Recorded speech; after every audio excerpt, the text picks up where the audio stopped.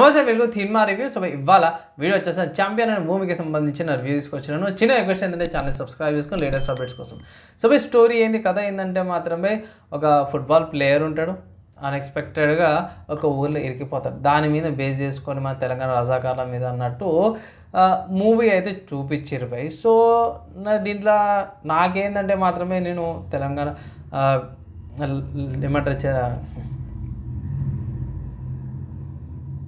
నమస్తే welcome cinema review. So ఇవాళ video వచ్చేసరికి ఛాంపియన్ మూవీకి సంబంధించిన రివ్యూ తీసుకొచ్చాను. చిన్న రిక్వెస్ట్ ఏంటంటే ఛానల్ సబ్స్క్రైబ్ చేసుకోండి. సో ఈ మూవీ చూసుకుంటే మాత్రం స్టోరీ ఒక పార్ట్ నుంచి తీసుకున్నట్టు అనిపిస్తుంది. లైక్ మన తెలంగాణ హిస్టరీ నుంచి కొంచెం ఫిక్షనల్గా అనిపించింది. రియల్ తీసేసుకొని కొంచెం ఫిక్షనల్గా యాడ్ చేసుకున్నట్టు. ఒక ఫుట్బాల్ ప్లేయర్ ఉంటాడు. అతని ఫాదర్ చేసిన తప్పుకి ఇతనికి రాదు, ఒక లెటర్ ఇస్తాడు. అండ్ కొన్ని సిచ్యువేషన్స్ వల్ల, కొన్ని పరిస్థితుల వల్ల వేరేపల్లి అనే విలేజ్లకి వెళ్ళిపోతాడు అన్నమాట. సో అక్కడ ఏమైంది, ఏంది కథ అనే దాని మీదనే మూవీ, అతని లైఫ్ కథ అనమాట.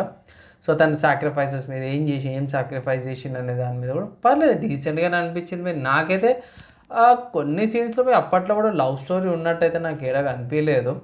ఆ టైంలో లవ్ కంటే కూడా త్యాగాలకే ఎక్కువ ఉంటాయి అన్నమాట. తెలంగాణ గడ్డ త్యాగాల గడ్డ అనేసి కూడా అంటారు. ఈ అమ్మ చాలామంది బలిదానాలు తీసుకుంది, చాలామంది పోరాడిరు అన్నమాట హక్కుల కోసం. సో ఈ మూవీ అదే చూపించి మళ్ళీ లవ్ స్టోరీని యాడ్ చేసింది. నేను రజాకార్ మూవీకి ఛాంపియన్ మూవీకి కంపేర్ చేసుకుంటే ఇది కొంచెం సెక్యులరైజ్డ్ వర్జన్ ఆఫ్ సాఫ్ట్ కార్నర్ లాగా చూపించారు అనుకోవచ్చు. లైక్ ఫస్ట్ హాఫ్ మొత్తం కూడా లవ్ స్టోరీ లాగానే ఉంటుంది. ఇక చేజ్ ఆ కారు కుదిరితే ఇట్లా మీకు ఇప్పుడు కూడా వెళ్ళొచ్చు. అది ఆ కార్ ఏదైతే ఉందో మూవీలో ట్రక్ కార్ ఏదైతే ఉందో ఆ కారు మీకు ఐమాక్స్ థియేటర్ అక్కడ మన షెల్ఫీకి తీసుకోవడానికి అవైలబుల్ ఉంది, చెక్ చేసుకోవచ్చు మీరు. ఈవెన్ అక్కడి నుంచి కూడా పబ్లిక్ డాక్ కూడా తీసుకొచ్చినాను, కుదిరితే అది కూడా చెక్ చేయండి మీరు ఒకసారి. నాకు స్టోరీ పరంగా మాత్రమే నాకు ఫస్ట్ హాఫ్ లవ్ స్టోరీ లాగా చూపించే విధానం చేసారు. సో అదొక్కటి నచ్చలేదు. ఆ టైంలో ఆ సిచ్యువేషన్స్లో లవ్ చేసారు అన్నట్టయితే పెద్దగా ఏమి అనిపించలేదు, జెన్యూన్గా చెప్తున్నా. రజాకార్లది అయితే మాత్రమే నిజంగా అది ఫ్యాక్ట్ అయితే మర్చిపోలేము. అదైతే బాగానే చూపించారు. కాబట్టి యాక్టర్స్ గురించి చూసుకుంటే మాత్రం మంచి మంచి యాక్టర్స్ని అయితే తీసుకుని మన జబర్దస్త్ ఉన్న వాళ్ళు ఇద్దరు ముగ్గురు ఉన్నారు. మన హర్ష గారు ఉన్నారు.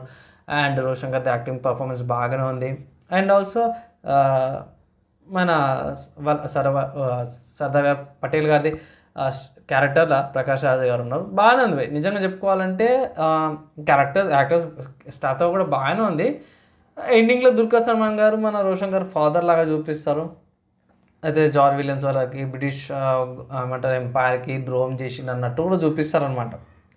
సో స్టోరీ అది మళ్ళీ కంటిన్యూషన్ లాగా ఉండే అవకాశాలు అయితే ఉన్నట్టు చూపించారు.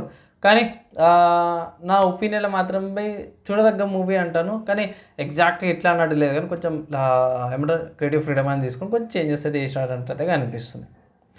ఇది నా ఒపీనియన్ అనమాట మూవీ మీద.